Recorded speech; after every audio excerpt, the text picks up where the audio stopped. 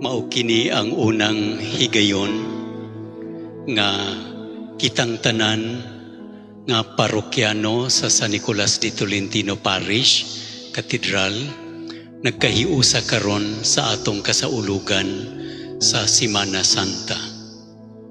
Kaysa nang labay mga panahon, adunay kasaulugan dito sa Old Cathedral o karon og aduna usay kasaulugan ninhi sa bagong katedral. Pero tungod sa kahimtang sa atong Old Cathedral nga dili pa luwas para sa dagko nga mga kasaulugan, naningkamot kita nga mahiusa kitang tanan karon. Ug salamat kaayo sa inyong pagtambong karon. Ug daghan kaayo kita karon gabi una. Ug makapalipay ug makapadasi kaayo ang inyong presensya. Karong gabi una, ang atong mga pagbasa naghatag kanato og daghan kaayo nga mga posible nga mga puntos nga atong pagapamalandungan. Apan magpili lang kita og usa o duha ka mga puntos alang sa atong pagpamalandong. Karong gabi una, karong adlawa, Huwebes Santo, gitukod ni Jesus ang sakramento sa santos nga misa, sa santos nga Eucharistia. Og sa iyang pagtukod niini, gitukod usab niya ang sakramento sa pagkapari. Mao nga karong adlawa atong gitawag og Priest Day, adlaw sa mga kaparian. Tungod kay karon usab gitukod ni Jesus ang sakramento sa pagkapari nga maoy magsaulog sa kanunay niining iyang gitukod nga sakramento sa santos nga Eucharistia o sa santos nga misa. Ug sa ato usab nga pagbasa, si Jesus nanghugas sa mga tiil sa mga apostoles. Ug unya naghatag siya og bag-ong sugo sa paghinigugmaay.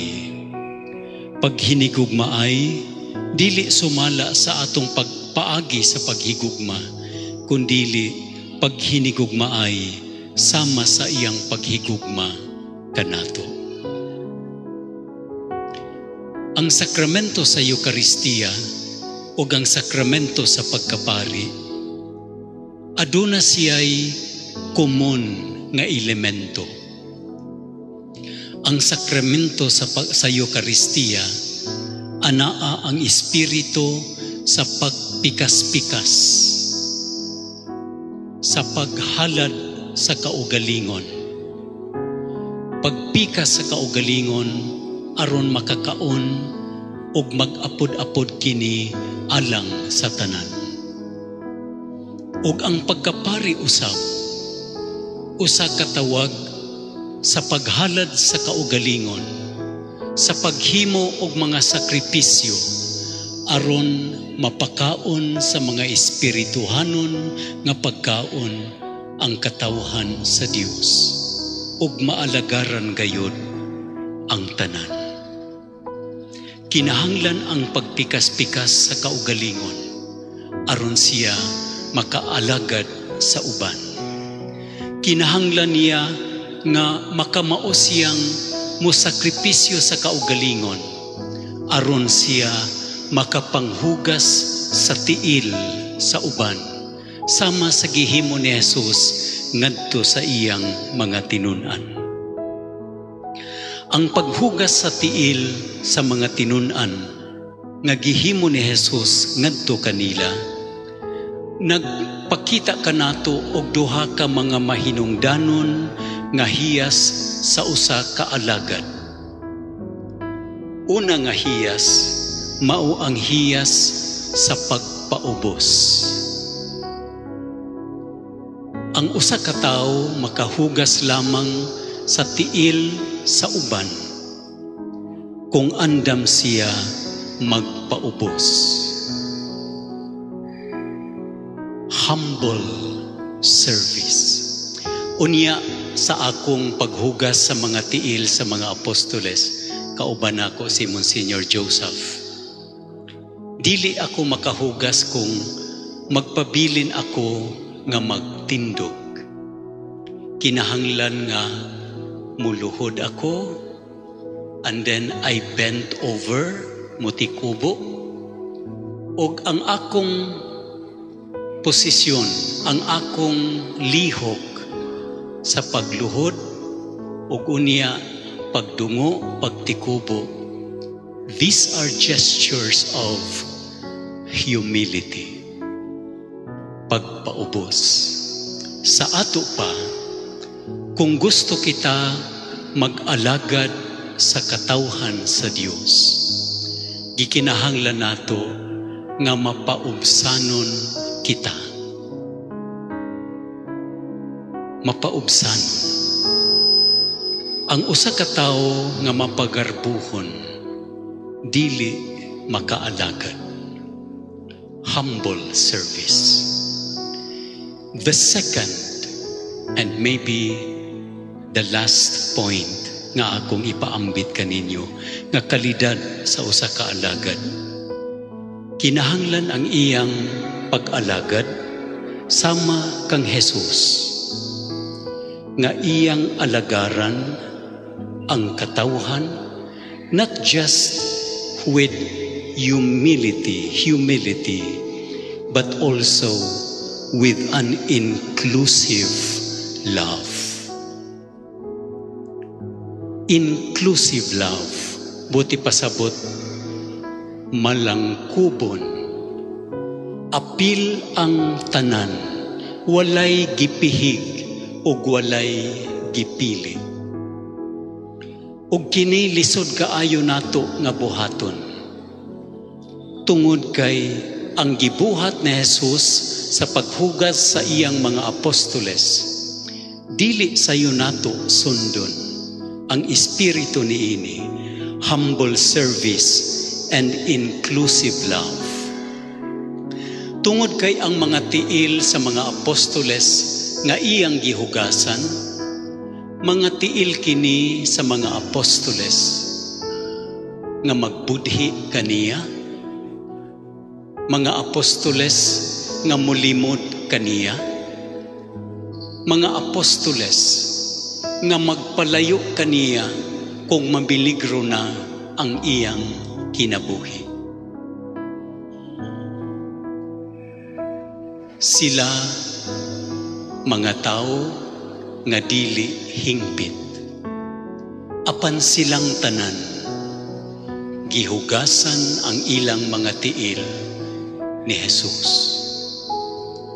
Kung gusto kita nga makaambit ni nga matang sa pag-alagad, this Christian service, this service according to the Spirit of Jesus, which is humble service and inclusive love.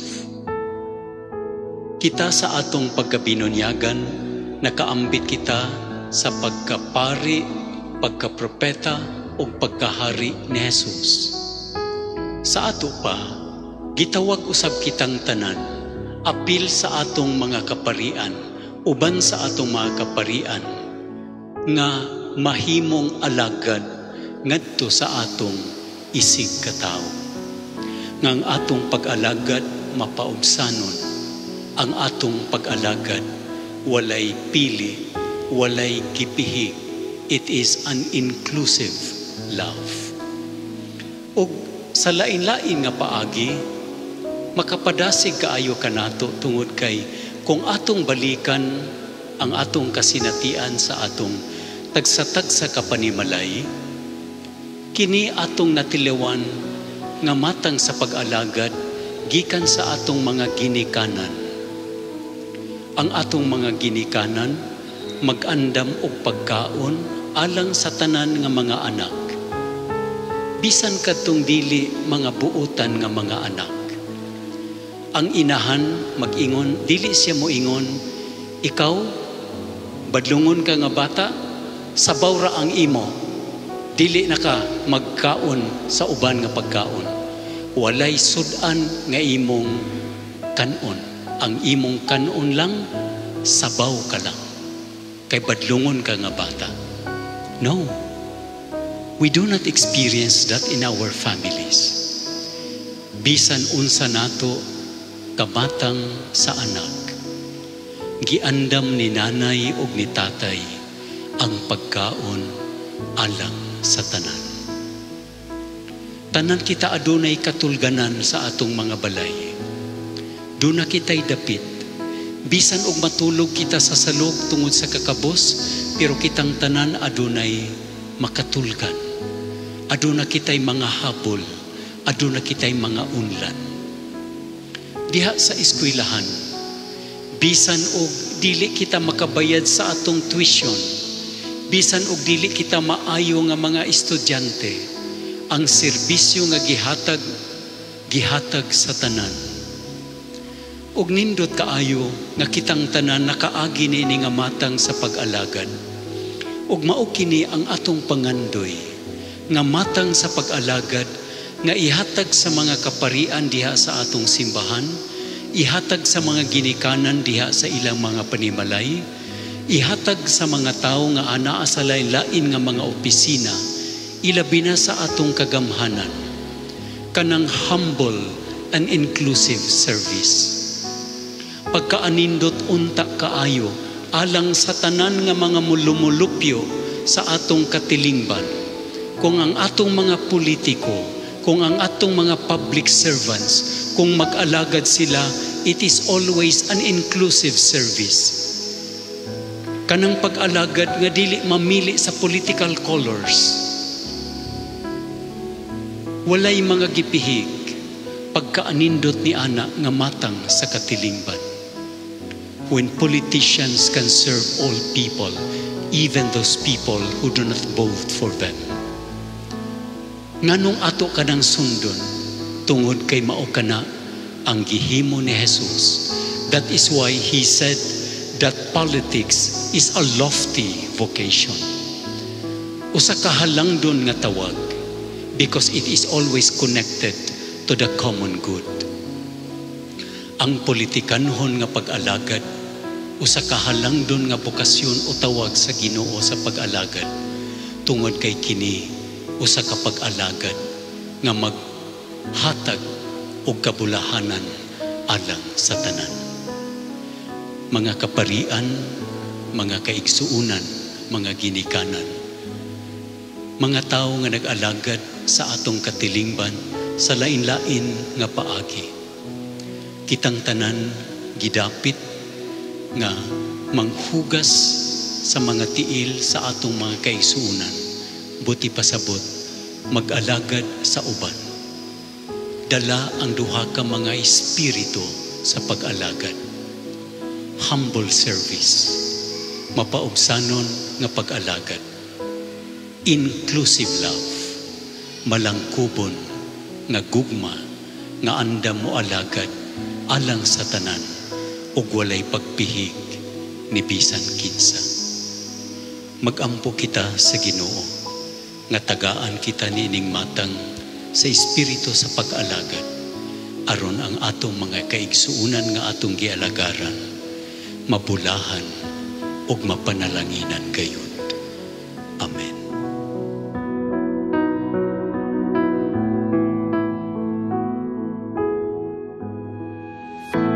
My dear brothers and sisters, I'm very happy for the feedback that I received from so many people that our webpage is really helping people to be close to God through our social media platform.